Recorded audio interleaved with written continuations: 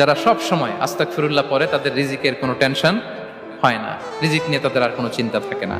আল্লাহ নবী নূহ আলাইহিস সালাম যিনি ওনার জাতিগোষ্ঠীকে বলেছিলেন ফাকুল তুস্তাগফিরু রাব্বাকুম ইন্নাহু কানা গাফফারা, তোমরা বেশি বেশি ইস্তেগফার পড়ো, তিনি ক্ষমাশীল।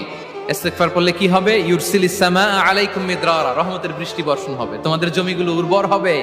ওয়া ইউমদিদুকুম বিআমওয়ালি ওয়া বানিন, আল্লাহ তাআলা তোমাদেরকে সম্পদে বারাকা দিবেন, সন্তানে বারাকা দিবেন।